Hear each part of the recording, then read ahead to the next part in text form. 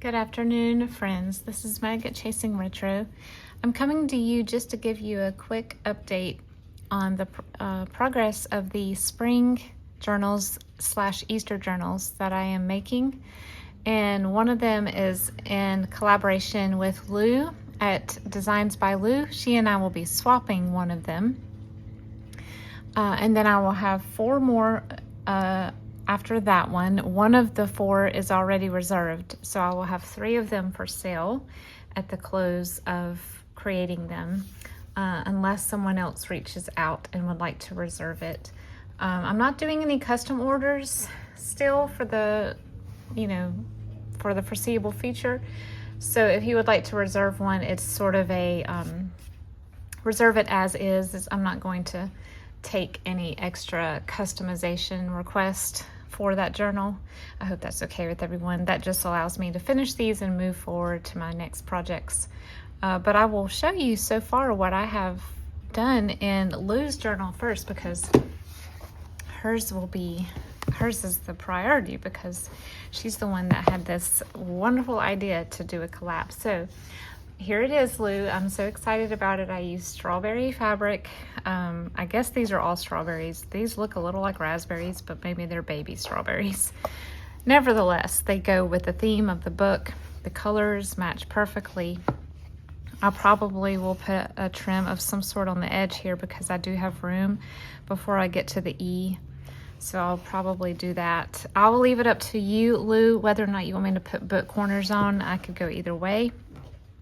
As far as a closure goes for the 3 children's type books with the, picture on the cover, I will probably do, I'll probably put in an eyelet and a ribbon or a seam binding as a tie closure. And I will be putting an eyelet here and I'm putting a tassel, of course. The other 2 that I'll show you at the end, the ones that are not Easter themed, but they're just more spring floral themed, those will probably have a tie that goes around the entire book and ties in a bow on the top, because they will not have a topper of any kind. The books themselves are just patterned and beautiful. So I will just show you very briefly. I'm not going to give away the entire inside because I want to save that for the flip through, but she and I went back and forth on whether or not we wanted to put paper inside of here, and she ended up deciding to put some in hers for me. So I will probably go back and add some decorative cardstock that's Easter themed here. And then both of ours, in fact all 5 of my journals this time, have a 2-inch spine, which is bigger than I normally do, and 4 signatures, which is 2 to 3 signatures more than I normally do. I just have so much spring and Easter stuff, and I wanted to spend a lot of time on these. I wanted it to be a very full, rich journal when I'm finished, and I think these are going to be just that. So I wanted to make them very large and very bountiful with spring and Easter things. So as you can see, I've got cardstock for each of the 4 signatures. The 3 books that are children's themed, that have a story, the story is in order, intact. I had to hinge some of the pages, and that does make for a little bit thicker, I guess, crook of the signature. So because of that, I'm not putting quite as many pages as I would normally would. I think each signature has 14 pages, something like that. I usually like to push it a little more higher than that, but because I had to hinge some of the pages, that bulks up pretty well the height of or the thickness of the base of the signature. But these are just going to be amazing. I'm so excited about them. 2 of them will have the pockets that I like to do in the middle of the signature, and 2 others will have like this one has a full color image of one of Lou's digitals. I'm going to link her channel, and I'm also going to link her Ko-fi shop because she has these digitals available in there. Is that not stunning? I just love this. I printed this on premium matte photo paper with my best quality print setting. That's what creates that beautiful vivid red. So this is Lou's right here. The next one that is also reserved already was this very evidently rare and hard to find Rand McNally book called The Enchanted Egg. It's a Tip Top Elf book. I just happened upon this in a bargain bin at an antique shop and didn't realize that it was not that easy to find. But this one is also 2 signatures, and I mean, the fabric is like a perfect match to the colors on the front, which is really cool. And I will not be covering up these interior cover images because they are just so cute. This one has a lot of pinks, purples, and blues and greens, but mainly pinks and purples, just based on the cover and the colors that are set out by that. But this one also has 4 signatures. Look at the back. It's got the last story page on the back. It's got one of those sugar eggs. And again, to the person who has reserved this, I'll leave it up to you if you want the corners. I could go either way. I kind of like the bumpy, scuffy corners. I know some people don't. I will be putting a tassel, and I will probably, unless the people who have reserved these really don't want a hole in the cover, I will put an eyelet and a tie closure. If you would rather have, Lou and the other person who has reserved this, if you would rather have something that doesn't mar the cover, that just ties around, by all means, please let me know.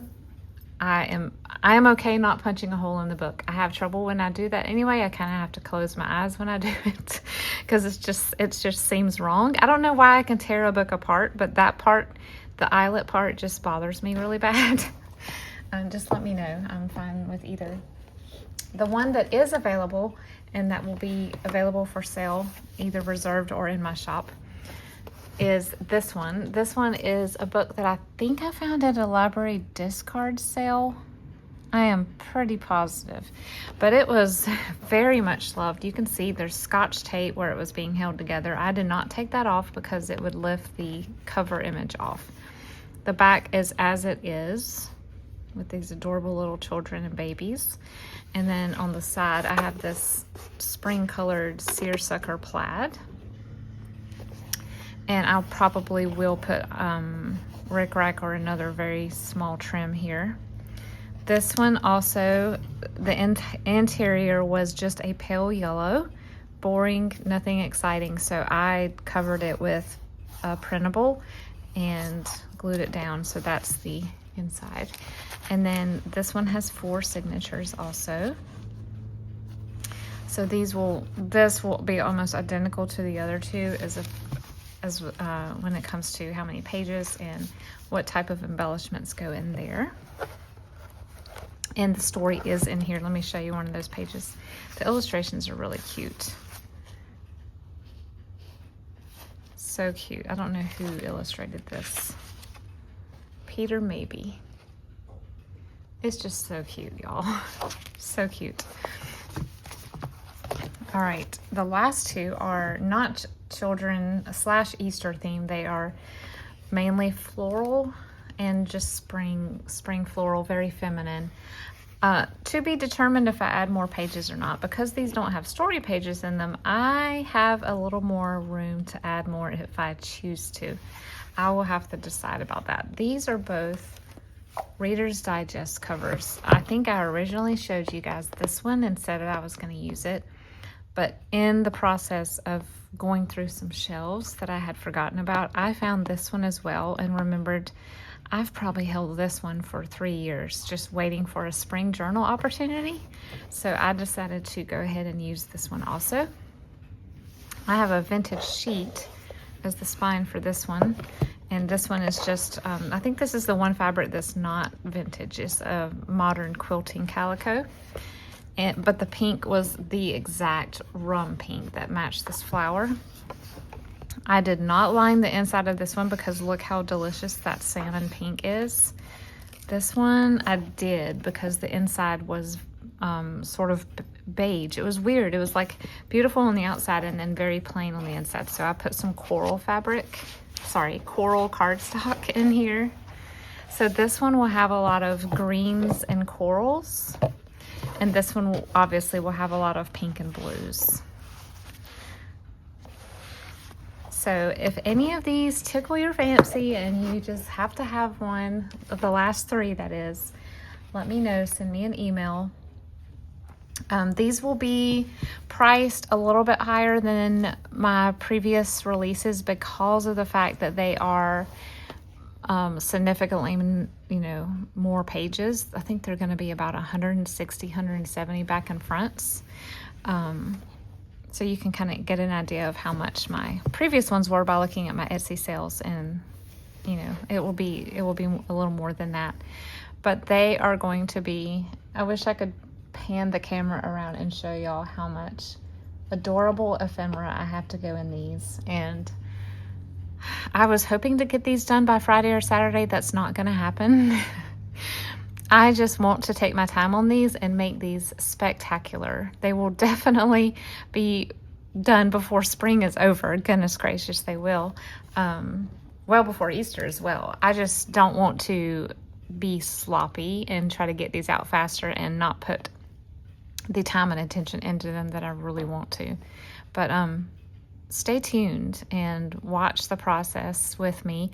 If I decide to do something interesting and new, such as I made some laminating projects this morning in a video, and it will post tomorrow, and you can see what I did with my laminating machine to go into these. So little things like that, I'll try to bring you along for those endeavors. But thank you so much for watching. I just wanted to give you guys a little sneak peek. I know you guys have probably wondered, what is she working on? She's being kind of quiet. So this is what's all over my desk and all over my dining room, and actually my bedroom as well. It's just everywhere at this point. But yeah, we'll talk to you soon. See ya. Bye-bye.